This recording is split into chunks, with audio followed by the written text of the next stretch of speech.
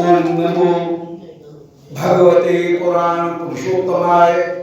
ओम जयति पराशर सूनुः सत्यवती हृदय नंदनो व्यासो यस्यास्य कमलगल्तम वाग्मय ममृतं जगत्प्यवती विश्वसर्ग विसर्गादि नवलक्षण लक्षितम श्रीकृष्णाक्षम परम धाम जगद्धाम नमामि तत्। हृदयस्य प्रेरणया प्रवर्तितोऽहं बराकुकोऽपि तस्य हरे पदकमलं वन्दे श्रीचैतन्यदेवस्य अनर्पितचरिञ्चराकर्मयावतीर्णकलौ समर्पयत् मुन्नतोज्ज्वलरसां स्वस्तिश्रियं हरिपुरटसुन्दरद्वितिकरं सन्दीपितः सदा हृदयकन्दरे स्फुरतुश्चीनन्दनः जयतां सुरतोपमो मोमन्दमते गति मत्सर्वस्व पदाम्भोजौ श्री राधा मदन मोहनौ दिव्य वृंदारण्य कल्पद्रुमाध श्रीमद रत्नागार रत्नसिंहासनस्थौ श्रीमद राधा श्री गोविंद देवौ प्रेष्ठादि सेव्यमानो स्मरामि श्रीमान रासरसारम्भी वैशीवटकस्थिता कर्षण वेणुस्वने गोपी गोपीनाथ श्रीयोस्तुन नारायण नमस्कृत्य नरं चैव नरोत्तमं देवीं सरस्वतीं व्यासं ततो जयमुदीरये वाञ्छाकल्पतरुभ्यश्च कृपा सिन्धुभ्यैव च पत्तानां पावनेभ्यो वैष्णवेभ्यो नमो नमः।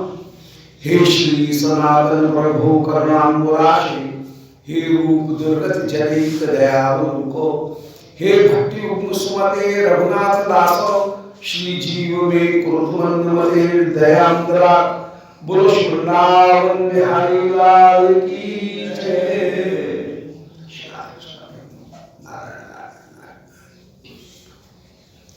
परम मंगल श्रीमद पद्यावली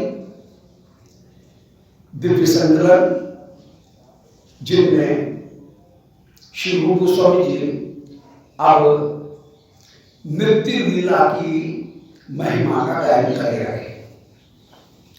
उन पद्यों का संकलन किया।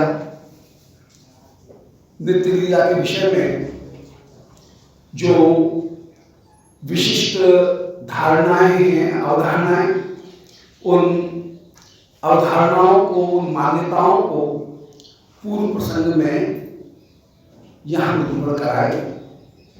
नृत्य लीला से संबंधित सभी पक्षों को, जितने भी एस्पेक्ट्स हैं, उन सबको कुछ कुछ छू करके, और श्री रूप गोस्वामी जी ने जैसे अष्टकांडी नृत्य लीला का कहीं स्मरण किया, उस स्मरण मंगल स्तोत्र उनके 8 श्लोकों के आधार पर लीला का एक संक्षिप्त विवरण उनको पूर्व प्रसंग में दे आए थे।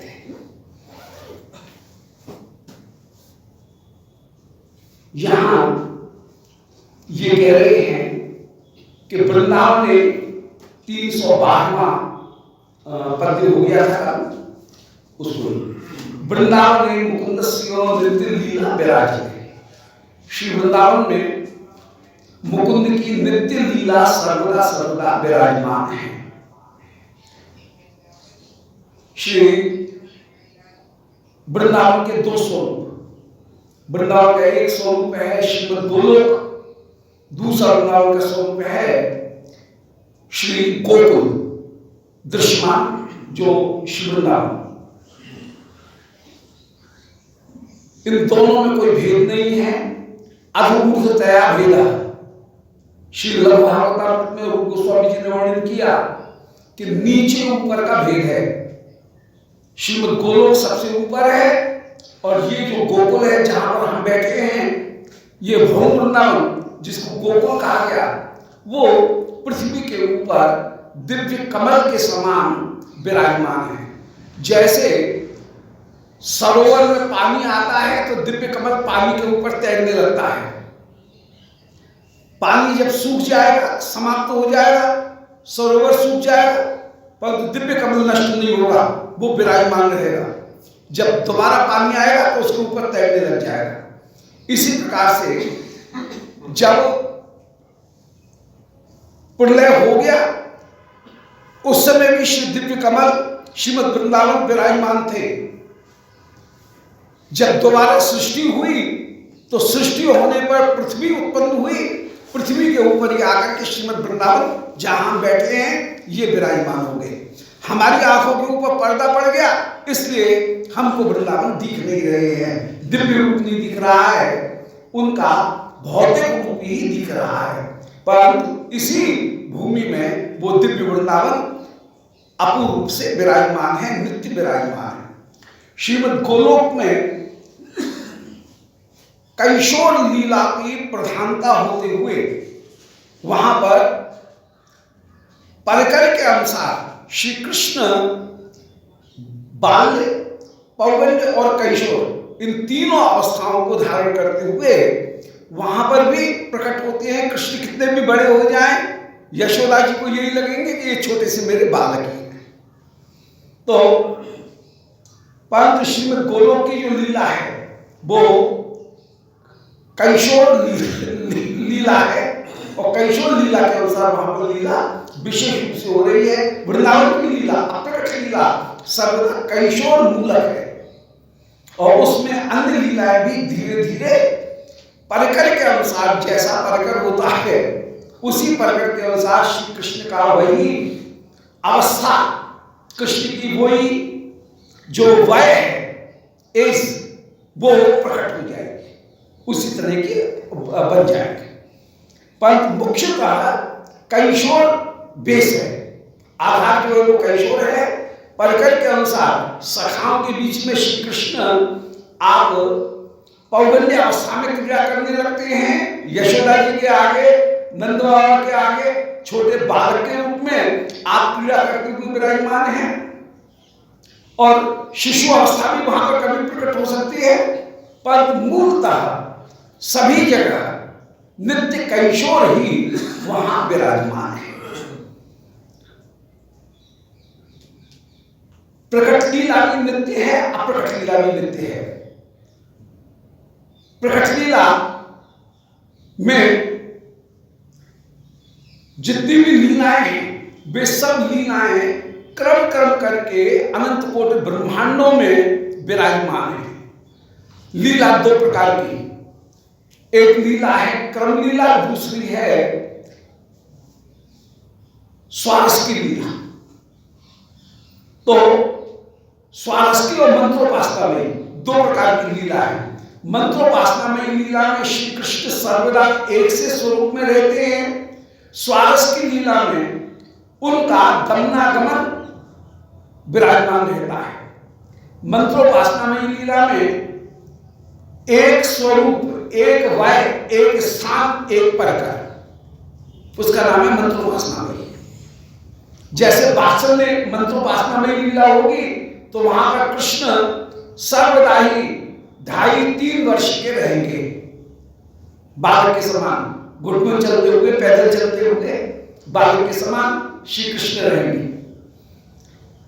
इसी तरह से माने आप पंचमांतम कौमार 5 वर्ष तक की जो अवस्था है वो कुमार अवस्था है, वहां पर श्री यशोदा जी और उनका परकर ही रहेगा। वहां पर बाल्य लीला ही रहेगी, और प्रायः बाल्य लीला के अनुसार प्रातःकालीन जो लीला है, माखन चोरी, दही मथले आदि की जो लीला, दामोदर आदि लीला, वे लीलाएं ही वहां पर नृत्य होंगी। तो ये हो गया मंत्रोपासना में। स्वारस की लीला उसको कहा गया जैसे प्रवाह की लीला है। तो एक होता है सरोवर और एक होता है नदी का प्रवाह। तो स्वारस की लीला को कहा गया नदवत, और मंत्रोपासना में लीला को कहा गया हृदवत। ये लीलाएं भौम वृंदावन में भी, प्रकट भौम वृंदावन में भी विराजमान हैं और श्री दिव्य जो गोलोक है उसमें भी विराजमान है। गोकुल और गोलोक दोनों में दोनों प्रकार की लीलाएं, मंत्रोपासना में और स्वारस की दोनों ही प्रकार की लीलाएं विराजमान है। अब जो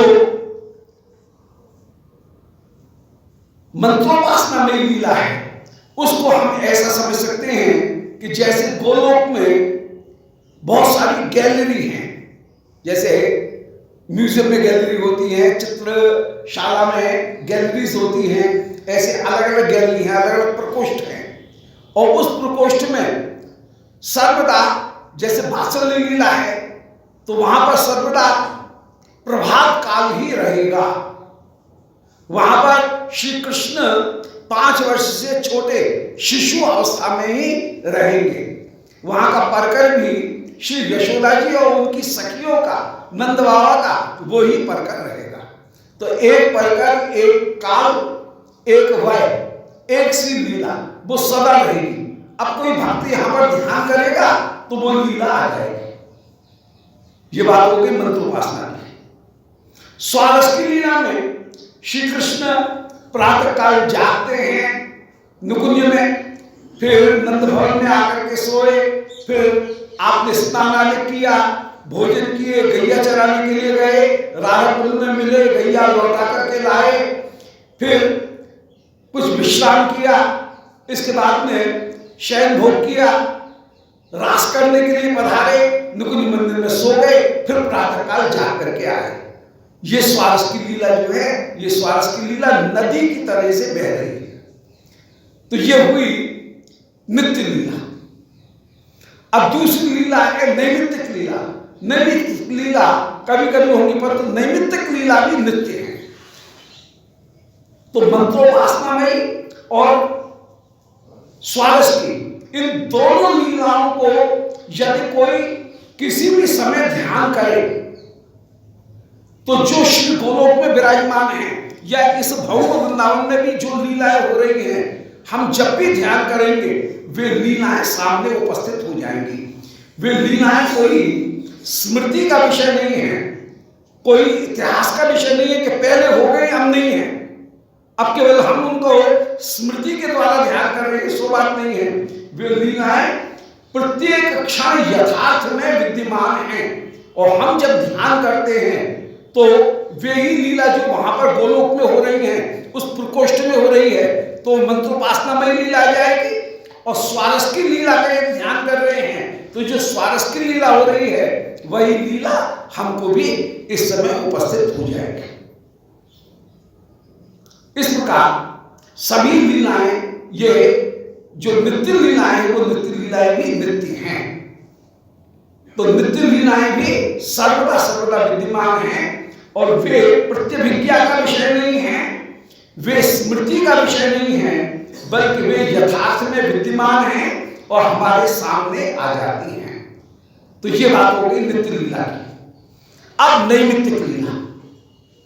नैमित्तिक लीला की स्थिति यह है कि नैमित्तिक लीलाएं वे अमुक अमुक अवसर पर या उत्सवों के अवसर पर, वर्षोत्सव के अवसर पर वे लीलाएं विराजमान हैं और वे लीला भी नित्य हैं, क्योंकि अनंत कोटि ब्रह्मांड है और अनंत कोटि ब्रह्मांड में वे लीलाएं, अनंत कोटि ब्रह्मांडों में अनंत लीलाएं सर्वदा सर्वदा आज भी स्थित है।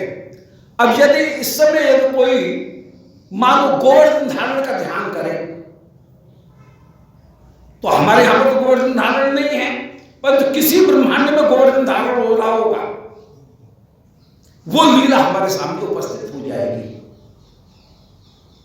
तो जैसे रस्सी में अग्नि को बांध करके कोई घुमाए तो क्रम क्रम करके जो अग्नि है वो पूरे ऑर्बिट में, पूरी जो परिधि है उसमें जैसे वो अग्नि विद्यमान है, इसी प्रकार क्रम क्रम करके जा रही है। ऐसे ही प्रत्येक क्षण श्री कृष्ण किसी न किसी ब्रह्मांड में पूतना भर कर रहे हैं। प्रत्येक लीला कृष्ण के प्रत्येक क्षण कृष्ण का जन्म हो रहा है। किसी न किसी ब्रह्मांड में जन्म हो रहा होगा। आज इस ब्रह्मांड में हुआ, फिर इस ब्रह्मांड में, फिर इस ब्रह्मांड में। वो ऑर्बिट में जैसे परिक्रमा मार्ग में जो अग्नि जैसे क्रम क्रम करके जा रही है, ऐसे वो लीला भी प्रत्येक ब्रह्मांड में विराजमान है। तो वे नैमित्तिक लीलाएं भी, असुरवध इत्यादि की लीलाएं भी प्रत्येक ब्रह्मांड में विद्यमान है। अब केवल 4 लीला ऐसी हैं जो भौम वृंदावन में तो है, परंतु उस ब्रह्मांड में नहीं है, श्री गोलोक में नहीं है। वे 4 लीलाएं हैं। एक तो जन्म लीला, वहां पर तो कभी जन्म है नहीं, परंतु ये अनुभूति जरूर है कि ये नंद के लाला हैं और इनका जन्म हुआ था। इनके जन्म तिथि कृष्ण जन्माष्टमी है, भादों की अष्टमी है। ये तो अनुसंधान है, परंतु कब जन्म हुआ ये गोलोक के किसी निवासी ने कभी देखा नहीं। परंतु वे मानते ये हैं कि यशोदा में कृष्ण का जन्म हुआ, क्योंकि वहां पर जन्म लीला है नहीं। परंतु भौम वृंदावन की जो लीला है उसका अनुसंधान गोलोक वासियों को आवश्यक है। तो 4 लीला नहीं है, इसमें एक लीला थी जन्म लीला। अब दूसरी लीला वो है असुर वध की लीला। गोलोक में असुर थोड़ी है, असुर तो इस पृथ्वी के ऊपर है। पृथ्वी असुरों से व्याप्त है, इसलिए देवता इकट्ठे होकर के क्षीर समुद्र पर जाते हैं। गोलोक में कोई असुर थोड़ी है, तो वहां पर असुर वध की लीला नहीं है। परंतु असुर वध की लीला न होने पर भी ब्रजवासियों को, श्री गोलोक वासियों को ये सर्वदा स्फूर्ति है कि हमारे कन्हैया ने पूतना को मारा, हमारे लाला ने अघासुर को, बकासुर को, तृणावर्त को, वत्सासुर को, प्रलंबासुर को, व्योमासुर को, केशी को इन्होंने मारा है, कंस को मारा। तो ये कंसारी हैं, पूतनारी हैं, ये तो विचार है, इसका अनुसंधान तो है, पर उस लीला का दर्शन नहीं किया किसी ने। तो दूसरी लीला हो गई असुरवध की लीला, जो यहां है वहां नहीं है। तीसरी लीला कृष्ण मथुरा गए और मथुरा से लौट करके आए, चौथी लीला गमन और आगमन। ये चारों लीलाएं भौम वृंदावन पर है, गोलोक में नहीं है। परंतु इन लीलाओं का भी अनुसंधान श्रीमद् गोलोक वासियों को भी निरंतर है। इस तरह से असुरवध की लीला भी नित्य हुई, सिद्ध हुई। अलाप चक्र की तरह से एक एक ब्रह्मांड में एक एक लीला सर्वदा हो रही है। प्रत्येक क्षण कृष्ण पूतना मार रहे हैं, प्रत्येक क्षण केशी मारा जा रहा है, कंस मारा जा रहा है। कहीं ना कहीं किसी न किसी ब्रह्मांड में सारी लीलाएं कर्म कर से विद्यमान है। तो जो क्रम लीला है वो क्रम लीला विद्यमान, तो नित्य लीला भी विद्यमान और क्रम लीला भी विद्यमान। क्रम लीला में कुछ क्रम लीलाएं ऐसी हैं जो भौम वृंदावन में है, गोलोक में नहीं है, परंतु गोलोक में भी उनका अनुसंधान है, इसलिए क्रम लीला भी नित्य है। जो मंत्रोपासना में लीला है वो तो नित्य होगी, वो वहां पर सर्वदा विराजमान है, और हम जब ध्यान करेंगे तो वो लीला हमारे पास में आ जाएगी। तो इस प्रकार पूरी लीलाओं को हम 3 कैटेगरीज में बांट सकते हैं। एक हुई मंत्रोपासना में लीला, दूसरी लीला हुई जो नित्य लीला है, अर्थात श्री कृष्ण का डेली रूटीन अष्टकालीन लीला, उठना, गैया चराने के लिए जाना, लौट करके आना, रास करना, शयन करना, ये डेली रूटीन की लीला। और तीसरी लीला है नैमित्तिक लीला, जो विशेष अवसरों पर हो रही है। ये तीनों ही प्रकार की लीलाएं नित्य हैं। ये तीनों ही प्रकार की लीलाएं श्री गोलोक में भी विद्यमान हैं, यहां पर भी विराजमान हैं। कुछ लीलाएं ऐसी हैं नैमित्तिक लीलाओं में जो गोलोक में नहीं है, केवल यहां पर विराजमान है। परंतु इनका भी अनुसंधान वहां पर है। तो कुल मिलाकर के 3 प्रकार की लीलाएं हुई। एक लीला है मंत्रोपासना में, वो तो नित्य है ही, अलग अलग गैलरीज में वो लीला विद्यमान है, हम जब ध्यान करेंगे तो वो लीला आ जाएगी। दूसरी लीला हुई नित्य लीला, डेली रूटीन की लीला श्री कृष्ण की, जो उनकी दैनंदिन लीला है, वो वहां पर भी विराजमान है, यहां पर भी विराजमान है। तीसरी लीला है नैमित्तिक लीला।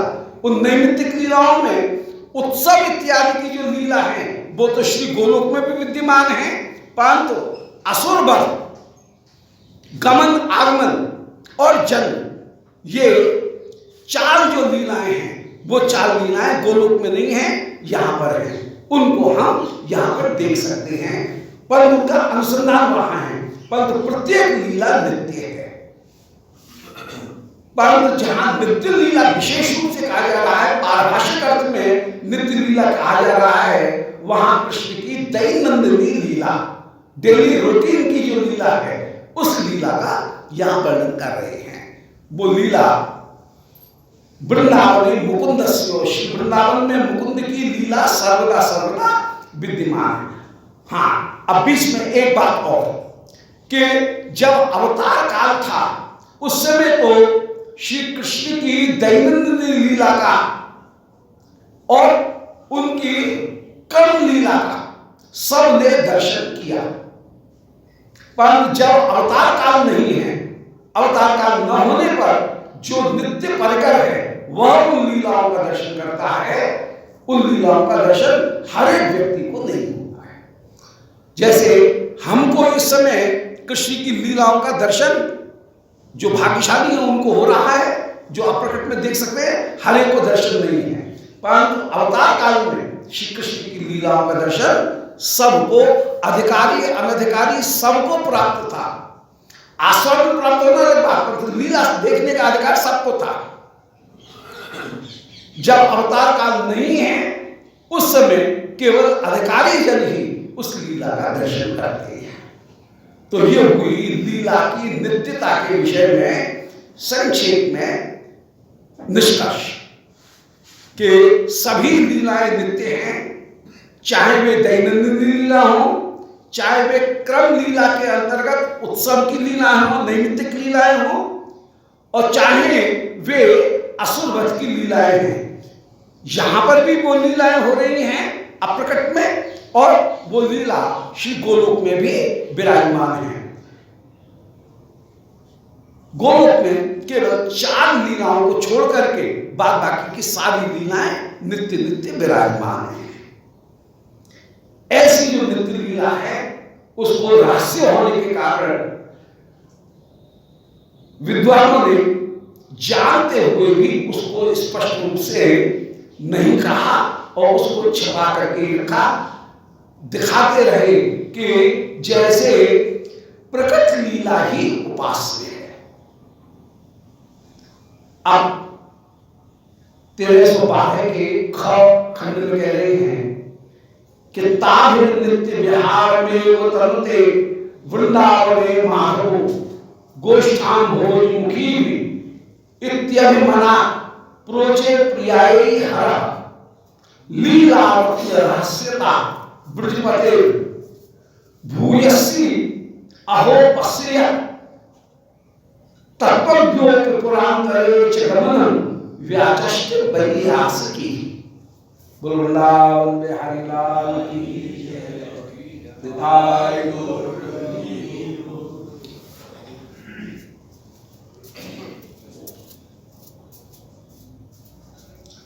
ताभिर नित्य विहार में तनुते वृंदावने माधव। श्री माधव माने राधिका, उनके धर्म माने प्यारे प्रिय। माधव माने श्री राधाकांत श्याम सुंदर, ताभी माने इन ब्रज गोपिकाओं के साथ में नित्य विहार में वो तनुते, नित्य प्रति विहार करते हैं। और आठों याम की लीला में एक बार मिलन, एक बार विरह, एक बार मिलन, एक बार विरह, ये आठों अष्टयाम लीला में प्राप्त है। तो इस प्रकार ताभिर नित्य विहार में तन्मते, नित्य विहार ही कर रहे हैं। जब विच्छेद है उस समय भी कृष्ण की श्री प्रियालाल नित्य विहार का स्मरण करते रहते हैं, मिलन का उनको स्मरण रहता है। इस तरह भावना रूप में विहार अविच्छिन्न है और साक्षात रूप में भी प्रत्येक याम के पश्चात विहार प्राप्त है। ताभिर नित्य विहार में तन्मते, ताभि माने गोपियों के साथ श्री कृष्ण श्री माधव मुख्य रूप से श्री राधिका को संग में लेकर के नित्य विहार तन्मते माने करते हैं। तनु माने विस्तार, उनकी लीलाओं का विस्तार होता रहता है, तनु विस्तार में। गोष्ठाम भोरी मुखी की, गोष्ठी की जो अम्भोरी मुखी हैं, कमल सरी के नेत्र वाली हैं, नहीं हाँ अम्भोरी मुखी कमल सरी के मुख वाली, वे कमल मुखी प्रियाओं के साथ में उनकी लीला नृत्य होती है। इत्यादि मना प्रोचे प्रियाई हवा हर, इस बात को अभिमना बड़े संक्षेप में श्री शिव जी ने ये बात कही। इति अभिमना, मना मन थोड़ा सा, अभिमना मन थोड़ी थोड़ी कभी कहीं संकेत कर करके, प्रोचे प्रियाए हर, हर माने भगवान शिव ने पार्वती जी से उन लीलाओं का कुछ गायन किया।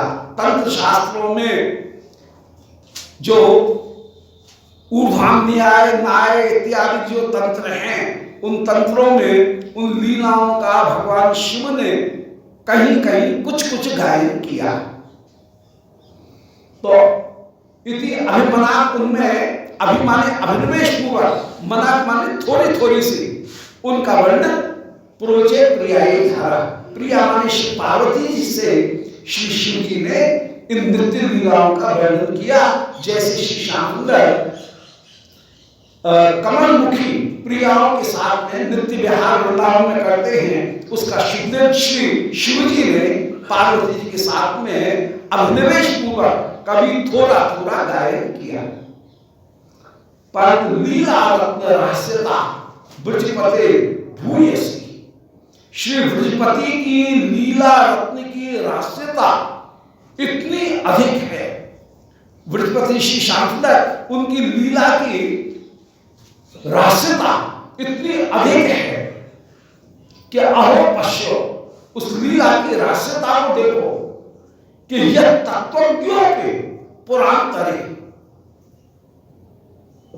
के तत्वज्ञ होने पर भी पुरांतरे गमनम व्याचष्ट व्यास की, श्री व्यास जी ने उस लीला का, नित्य लीला का को छुपा करके रखा और तत्वज्ञ होने पर भी पुरांतरे गमनम, श्री कृष्ण की वृज से मथुरा जाना, मथुरा से द्वारका जाना, फिर द्वारका से लौट करके आना, ये जो लीलाएं हैं इन लीलाओं का वर्णन किया। अब जहां कृष्ण वृज को छोड़ करके मथुरा गए तो यहां पर ऊपर से देखने में तो यही लगेगा, हर एक यही कहेंगे कि भाई कृष्ण की लीला नित्य नहीं है, बीच में कहीं उसमें व्यवधान आ गया, बीच में वो खंडित हो गए।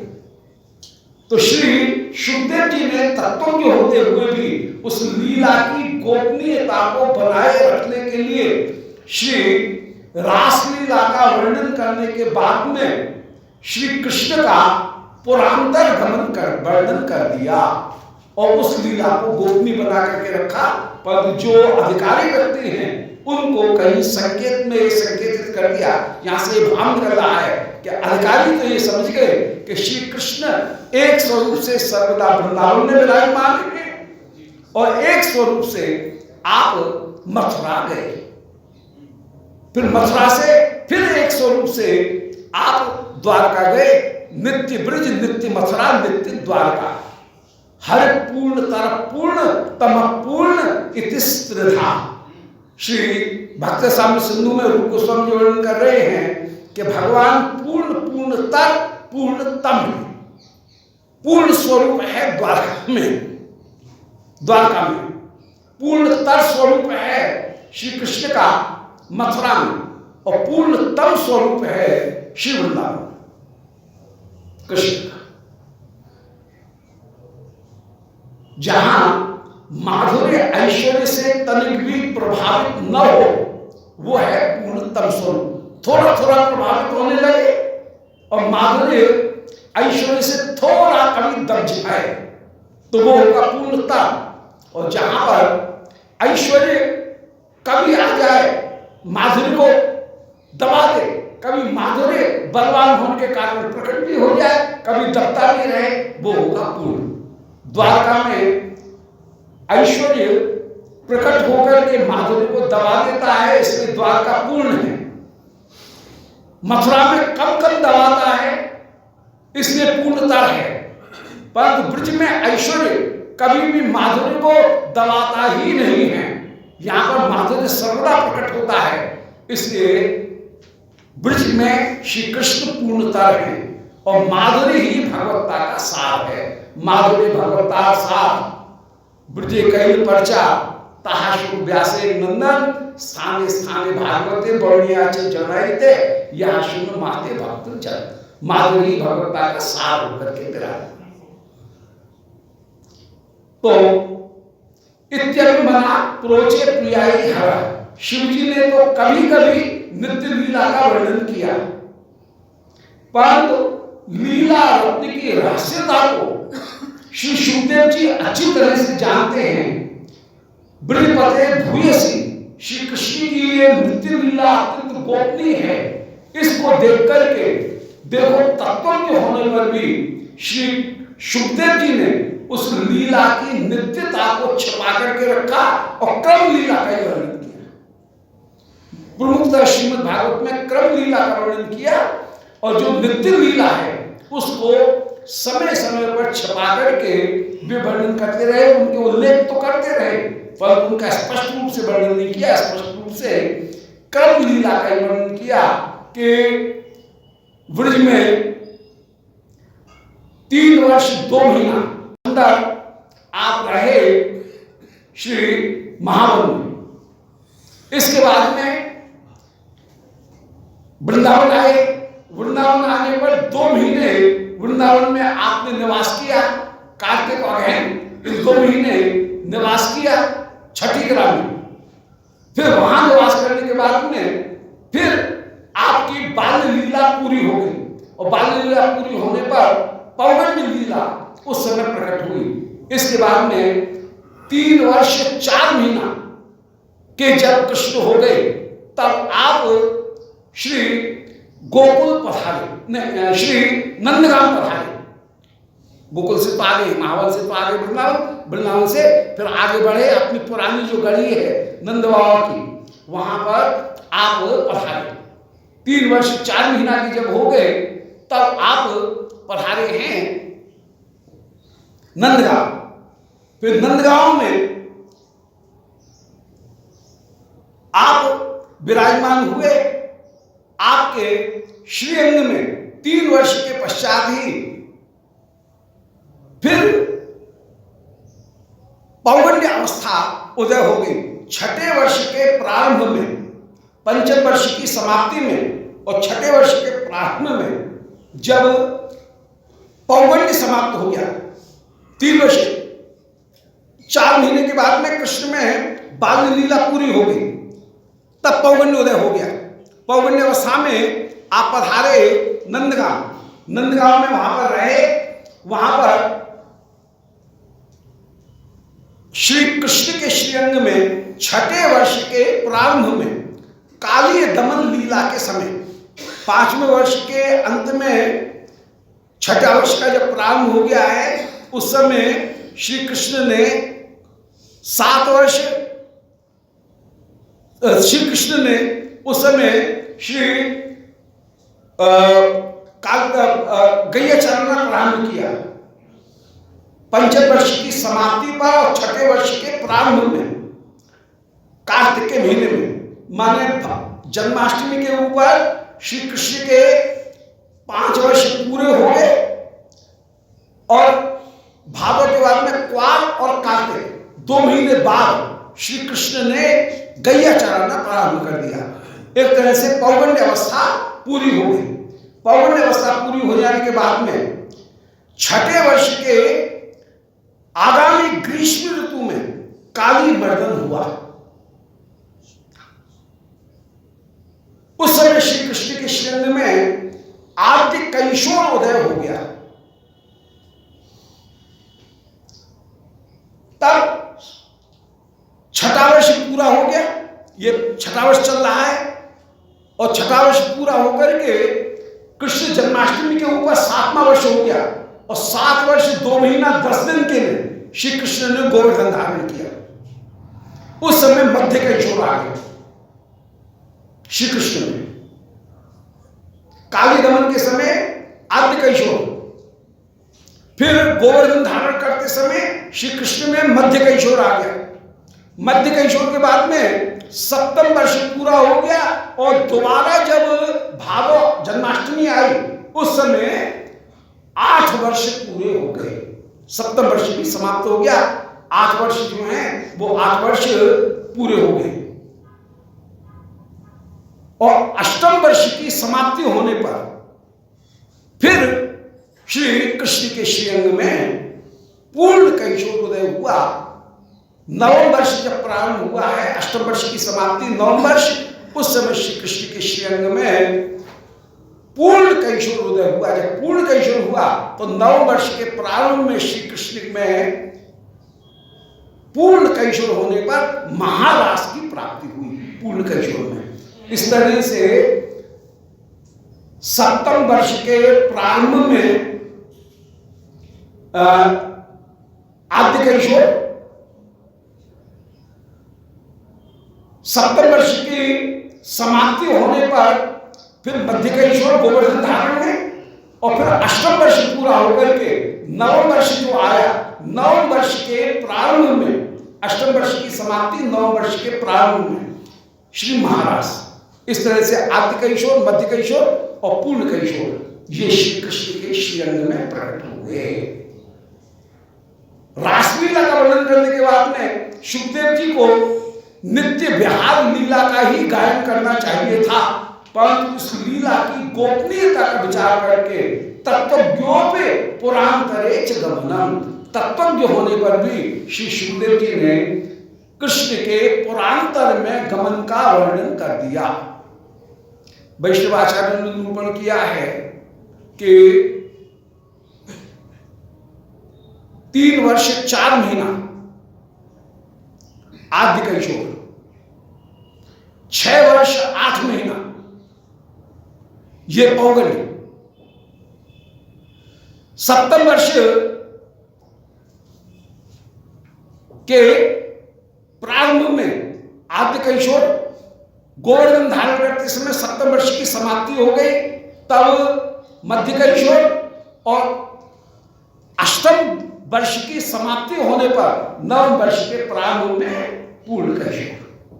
फिर इसके बाद में श्री कृष्ण सर्वदा पूर्ण कैशोर में ही विराजमान रहते हैं। इस तरह से श्री कृष्ण की लीला का श्री रूप गोस्वामी जी ने उज्ज्वल नीलमणि में ये वर्णन किया और वहां पर ये कहा कि वृंदावने विहरता सदा रासादि विभ्रमयी हरिणा भजते विहाम विरहो नास्ति करिचित। उज्ज्वल मणि की कारिका, उज्ज्वल मणि की कारिका में कहा गया कि वृंदावन में विहार करते हुए श्री हरि का ब्रज गोपियों के साथ में कभी भी वियोग है ही नहीं। एक स्वरूप से मथुरा जाते हैं परंतु नित्य विहार सर्वदा सर्वदा वृंदावन में विराजमान रहता है। हरिणा ब्रज देवी नाम विरहो नास्ति करिचित। श्री हरि के साथ में ब्रज गोपिकाओं का विरह है ही नहीं, परंतु श्री सुखदेव जी ने इस बात को छिपाया और छिपा करके श्री कृष्ण की परदेश गमन की जो लीला है उसका पुरांतर गमन की लीला का वर्णन किया। दोबारा सुने, ताभिर्नित्य विहार में तरुते। श्री वृंदावन में गोष्ठांबोई मुखी भी जो कमल सरी के मुख वाली गोपी हैं, ताही मन उन गोपियों के साथ में माधव वृंदावने नित्य विहार एवं तंते, श्री कृष्ण वृंदावन में नित्य विहार ही करते हैं।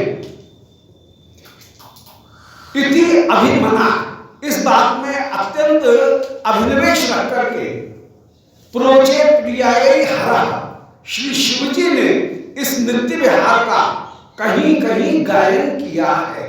मना माने तनिक, कहीं कहीं उन्होंने गायन किया है।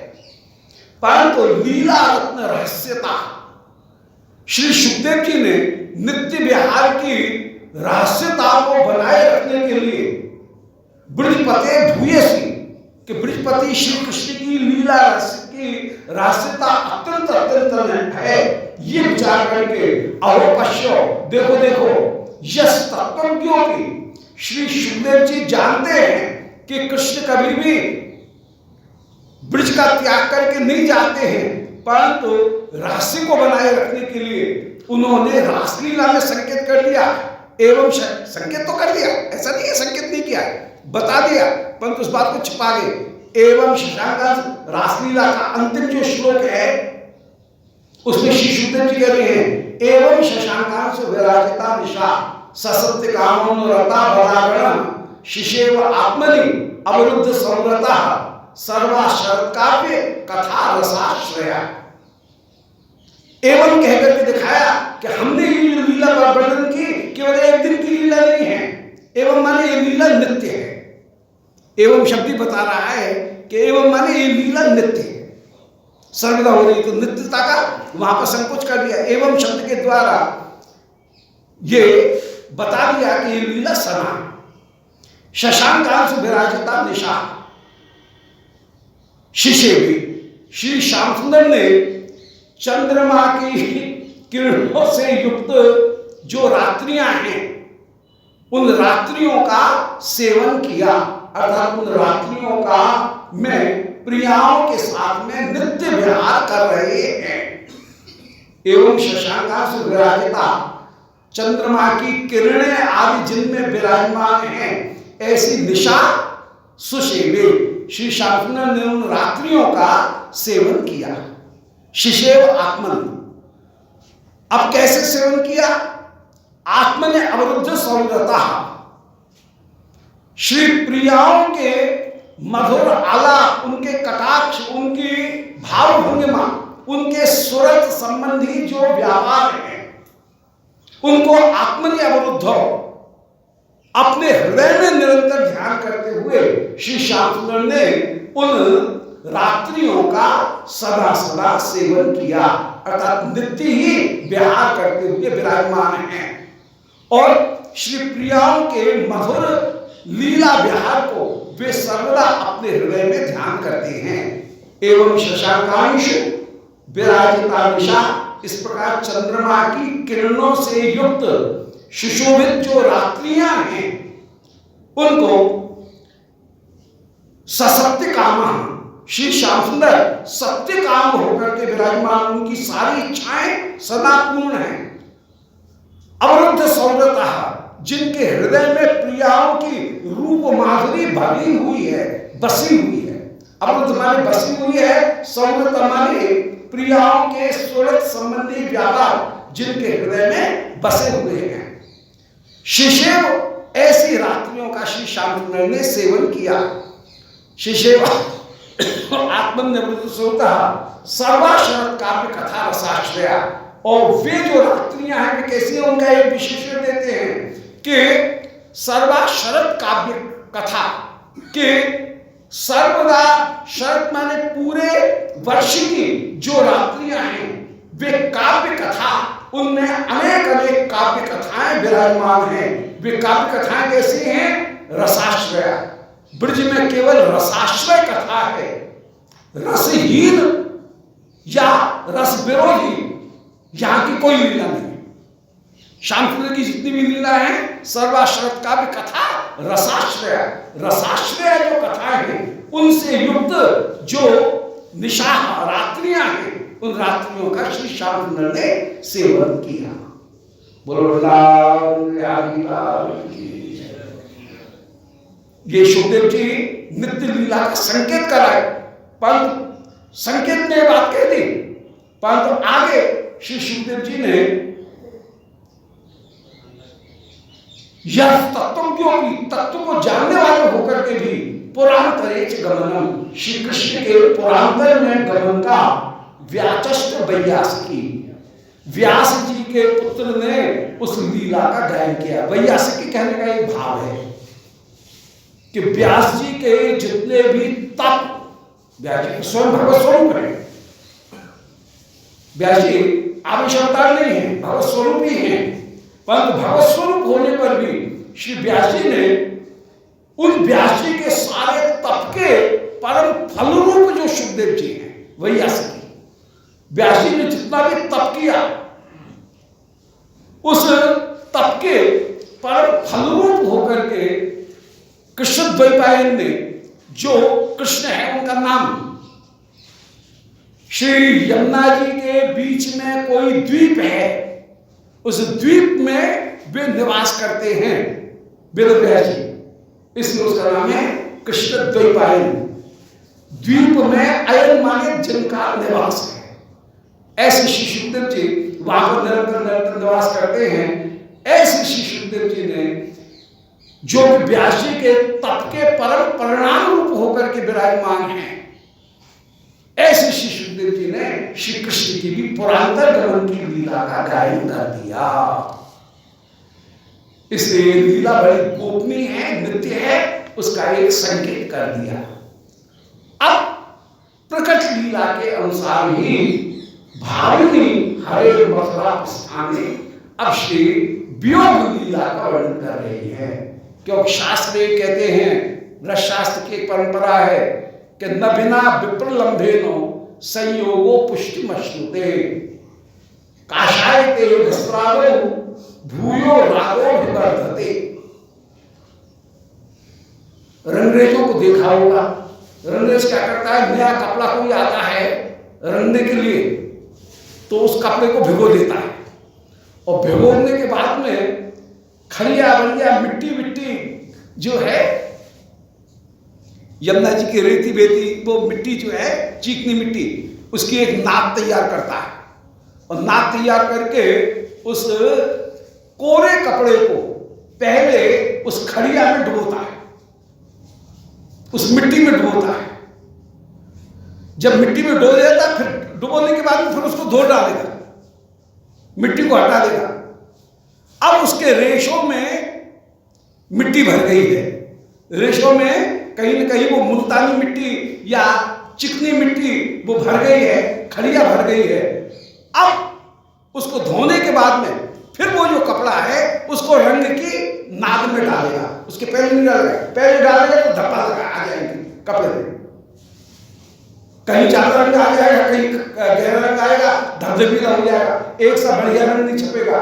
बढ़िया रंग छापने के लिए, बढ़िया रंग चढ़ाने के लिए काशायते वस्त्रादो, पहले जो वस्त्र है उसको वो काशायत करता है, गेरू के रंग में या खड़िया में उनको डुबोता है, और फिर भूयो रागो में वर्धते, फिर रंग में डुबोता है तो रंग और भी ज्यादा बढ़िया एक साथ चढ़ेगा। तो वियोग के बिना संयोग की पुष्टि नहीं होती है, इसलिए रसिकजन वियोग का वर्णन करके फिर संयोग का वर्णन करते हैं। पहले कहीं मिलन, मिलन के बाद में फिर अप्राप्ति, फिर अप्राप्ति के बाद में वियोग, अप्राप्ति वियोग एक ही चीज है, अप्राप्ति वियोग, वियोग के बाद में पुनः मिलन, तब प्रेम और भी ज्यादा बढ़ता है। तो पूर्व राग का वर्णन किया, फिर वियोग का वर्णन किया, फिर मिलन का वर्णन किया, फिर वियोग का वर्णन किया, फिर मिलन का वर्णन किया। इस तरह से रस और भी ज्यादा बढ़ता है। तो पहले दर्शन, फिर इसके बाद में वियोग, वियोग के बाद में पुनः मिलन होने पर रस और भी ज्यादा बढ़ता है। इसलिए अब प्रकट लीला के अनुसार आगामी जो मथुरा प्रस्थान है, उस मथुरा प्रस्थान का वर्णन कर रहे हैं। श्री कृष्ण मथुरा पधारे, उस समय श्री राधिका की सखीगण कह रही हैं कि अद्यैव यत् प्रतिपद उद्गत चंद्रलेखा सख्यस्त्वया बपुरिदं गमितं भराक्या कृष्णे गते कुसुम सायक तत्प्रभाते बाणावलिं कथय कुत्र बुभुक्षसि त्वम्। आकाश की ओर देखती हुई कोई सखी कह रही है कि अरे कुसुम सायक, अरे पुष्पों का बाण छोड़ने वाले, हमारी सखी का श्रीअंग, श्री राधिका का श्रीअंग श्याम सुंदर जब से मथुरा पधारे हैं तब से अत्यंत कृष्ण हो गया है। तो अद्यैव प्रतिपद उद्गत चंद्रलेखा, प्रतिपदा के चंद्रमा के समान, प्रतिपद उद्गत, प्रतिपदा के बीत जाने पर माने द्वितीया के आ जाने पर चंद्रलेखा माने द्वितीया के चंद्रमा के समान या पड़वा के चंद्रमा, पड़वा के चंद्रमा के समान। द्वितीया को दिखता है, पड़वा में दिखता नहीं है चंद्रमा, द्वितीया को दिखता है। तो द्वितीया के चंद्रमा के समान जो, तो प्रतिपद के चंद्रलेखा के समान हमारे शरीर का, हमारी सखी का शरीर बपुरिदं गमितं वराक्या, मेरी सखी का बपु माने शरीर गमितं अत्यंत अत्यंत दुर्बल हो गया है। बराक्या माने बेचारी, दुर्बल सुने, बराक्या माने मेरी बेचारी सखी का, अद्य माने आज, प्रतिपद उद्गत, प्रतिपदा की तिथि के दिन उगने वाले चंद्रलेखा, चंद्रमा की लेखा के समान उस सखी का शरीर अत्यंत दुर्बल हो गया है। सख्यत्वया गमितं, मेरा सखी शरीर का सखी का शरीर अत्यंत दुर्बल हो गया है। अब बताओ, कृष्ण गते कुसुम सायक, केवल ये श्रवण करके कृष्ण कल जाएंगे, उनके इस सूचना मात्र को प्राप्त करके मेरी सखी का शरीर द्वितीया के चंद्रमा के समान अत्यंत दुर्बल हो गया है। परंतु कृष्ण गते, जब कृष्ण सचमुच ही चले जाएंगे, अभी तो उनका एक शेड्यूल्ड आया है कि कृष्ण कल सोए जाने वाले हैं मथुरा, अभी तो उनकी एक ये जानकारी मात्र मिली है कि यास्याम स्व मधुपुरी दास्यामो नृपते रसाम, हम कल मधुपुरी जाएंगे, कल राजा को कर प्रदान करेंगे, कंस को कर प्रदान करने के लिए हम जा रहे हैं और हमको भी बड़े आदर के साथ में कंस ने बुलाया है, राजा ने बुलाया है।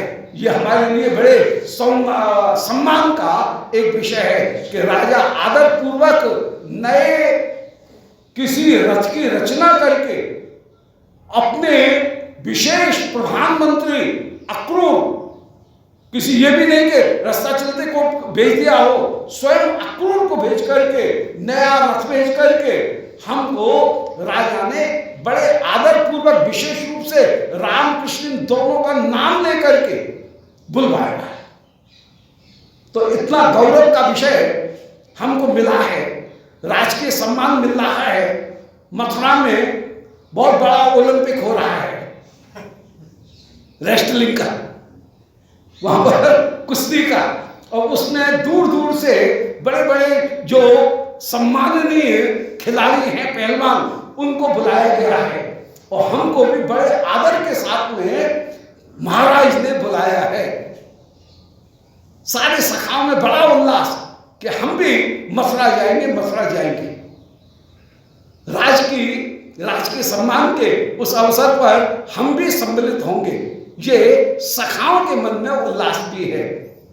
इस बात को गोपियों ने जब सुना, श्री राधा रानी ने जब सुना, तो राधा रानी का जो शरीर है वो कैसा हो गया है, वो सुनते ही राधा रानी का शरीर द्वितीया के चंद्रमा के समान अत्यंत दुर्बल हो गया है। कंस बड़ी कूटनीति के साथ में कृष्ण को बुला रहा है। यदि ये कहे कि उनको पकड़ करके सेना भेजो, और सेना पकड़ करके लेकर के चले आओ, तो हो सकता है कृष्ण को कहीं से खबर लग जाए और रामकृष्ण दोनों के दोनों भाग जाए। इसलिए बड़ी कूटनीतिक चाल से एक जाल फैला करके कृष्ण को फंसाना चाहता है। दिखाई ये रहा है कि ये जो ओलंपियाड है, ये ओलंपिक जो हो रहा है बहुत बड़ा, यहाँ पर सारे पहलवानों को बुला करके और हम खेल कर रहे हैं और धनुष यज्ञ का एक आयोजन हो रहा है, धनुष यज्ञ की एक इवेंट है। उस इवेंट के रूप में श्री कृष्ण का भी कहीं कुश्ती होगी, परंतु उसने अपने पहलवानों को क्या कह रखा है कि इस समय मल्ल धर्म का त्याग करके तुमको रामकृष्ण को समाप्त कर देना है। जबकि मल्ल धर्म ये कहता है कि कुश्ती में पहलवान को केवल नीचे गिरा देना, बस यहां तक की कार्य होगा। किसी पहलवान को मार देना यह कभी भी मल्ल युद्ध की नीति के सर्वथा विरुद्ध है और वो दंडनीय अपराध है। परंतु एक कॉन्स्पिरेसी करके, एक कूट नीति के द्वारा कंस बड़े गोपनीय प्रकार से एक ऐसा जाल फैलाता है कि रामकृष्ण को उत्साह के साथ में आदर देकर के यहां पर बुला लिया जाए और बुला करके अपने पहलवानों को उसने पहले से ही तय कर रखा है। पहलवान भी कोई मामूली नहीं है, आंध्र प्रदेश के बड़े पक्के पहलवान हैं, दोनों के दोनों चारों मिस्टेक, आंध्र प्रदेश के बड़े, दक्षिण के बड़े पक्के पहलवान हैं। उनको उसने पहले से योजना बना करके कूटनीति के अंतर्गत ये कह रखा है कि दिखाओ ये कि जैसे कुश्ती लड़ रहे हो, पर तुमको कुश्ती नहीं लड़नी है, तुमको शत्रु को मारना। श्री कृष्ण सब समझ रहे हैं कि वे तो सर्वज्ञ हैं, पर कह रहे हैं ठीक है हम कुश्ती लड़ेंगे। यदि प्रतिपक्षी पहलवान यदि अनुचित कोई कार्य करता है तो फिर हम भी अपना फैसला बदल देंगे, फिर हम भी अपराधी को दंड देंगे। जबकि पहलवानी की स्थिति ये है, मल्ल विद्या की ये स्थिति है कि मल्ल विद्या खेलने के लिए ही है और वहां पर प्रतिपक्षी पहलवान को केवल नीचे गिरा देना, चित्त कर देना, यही विजय है। वहां पर प्राण हरण करना ये विजय की सीमा नहीं है, परंतु यहां प्राण हरण करने के लिए चारों मुष्टिक इन दोनों को, और चारों मुष्टिक नहीं उसके पहले कृष्ण आए तो उस कुबलिया हाथी को भी ये आदेश दिया गया है कि तुम इनको किसी भी तरह से यहीं समाप्त कर दो, भीतर तक पहुंचे नहीं शत्रु को। ऐसा पूरा एक कूटनीतिक जाल फैला करके कंस फैला बैठा हुआ है और श्री कृष्ण सब जानते हैं, परंतु जानते हुए भी श्री कृष्ण वहां जाते हैं। तो श्री किशोरी जी स्नेह पाप शंकी अभिज्ञान शाकुंतल में एक बात कही गई कि जहां प्रीति होती है वहां सर्वदा सर्वदा पाप की, अनिष्ट की आशंका की जाती है। श्री प्रिया जी एकदम अनिष्ट की आशंका करते हुए व्याकुल हो रही हैं, बोले हाँ श्याम सुंदर कहां जाएंगे, कैसे कुश्ती लड़ेंगे, कहीं कंस दुष्ट स्वभाव वाला है, कहीं दुष्टों के बीच में कृष्ण को कोई फंसा नहीं ले। ऐसा विचार करके कृष्ण उस समय श्री राधिका उनका शरीर ये सूचना सुनते ही कि कृष्ण कल मथुरा जाएंगे, ये सूचना सुनते ही द्वितीया के चंद्रमा के समान, प्रतिपदा के चंद्रमा के समान अत्यंत दुर्बल हो गया है। कृष्ण गते कुसुमसायत तत्प्रभाते। अरे कामदेव तू बता, श्री कृष्ण जब मथुरा वास्तव में चले ही जाएंगे उस समय बाणावली कथय कुत्र बुभुक्षिषि त्वं, तू अपनी बाणावली को कहां छोड़ेगा। अभी राधिका इतनी दुबली हो गई है, कृष्ण जब चले जाएंगे तब तो उनकी दुर्बलता कहां हो जाएगी, तब तो वो दिखेंगे नहीं, और जब तक लक्ष्य सामने दिखेगा नहीं तब तक बाण किसके ऊपर छोड़ेगा। इसलिए फिर बता तू अपने बाण को कहां छोड़ेगा। ये कृष्णता जो है वो कृष्णता की अतिशयोक्ति पूर्वक कृष्णता का यहां वर्णन किया गया।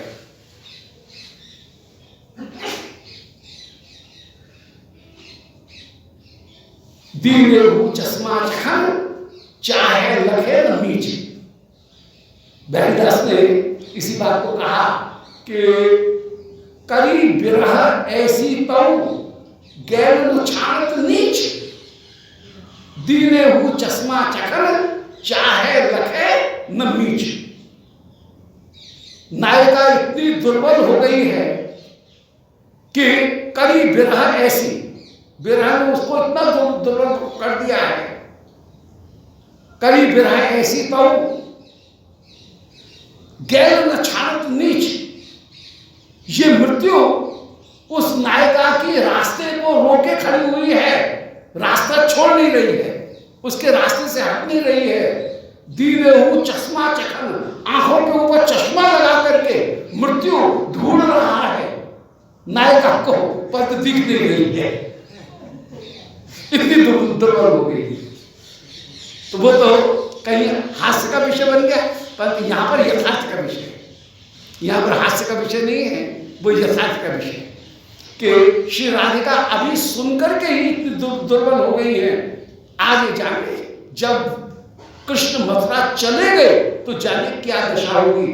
अरे कामदेव, तब तू अपने बाणों को किसके ऊपर छोड़ेगा। ये अक्षय के अलंकार का यहां प्रयोग किया गया है।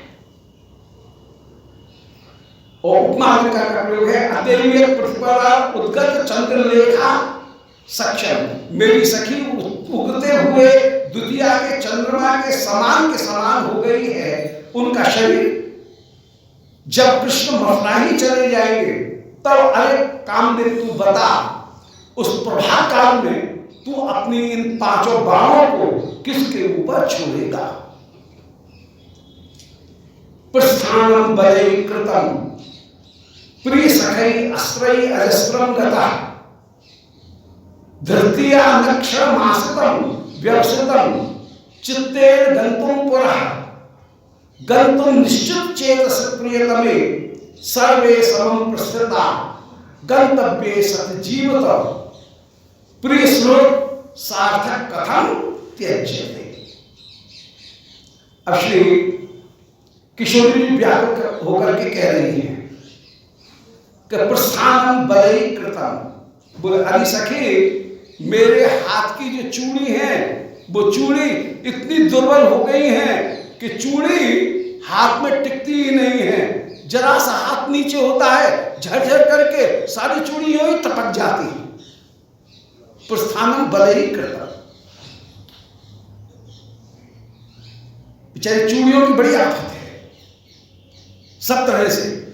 श्याम सुंदर आ रहे हैं, ये आनंद को, ये समाचार सुनकर के इतनी आनंदित होती हैं कि हाथ की जो चूड़ी है वो तड़क करके मुरक जाती है, शरीर इतना पुष्ट हो जाता है। और कृष्ण जा रहे हैं ये सुनते ही इतनी दुर्बल हो जाती है कि हाथ की चूड़ी नीचे टपक जाती है। तो पता ही नहीं लगता है कि किस साइज की चूड़ी पहनी जाए, ये भी पता नहीं लगता है, क्योंकि कभी श्रीअंग पुष्ट हो जाता है, कभी श्रीअंग अत्यंत दुर्बल हो जाता है। इसलिए हाथ में तो चूड़ी जैसे टिकती ही नहीं है। प्रस्थानम बलई कृतम। बलयों ने, बलय माने चूड़ियां, उन्होंने प्रस्थानम कृतम, प्रस्थान कर लिया है। प्रिय सखई अस्त्रई अजस्त्रम गता। अरे सखी,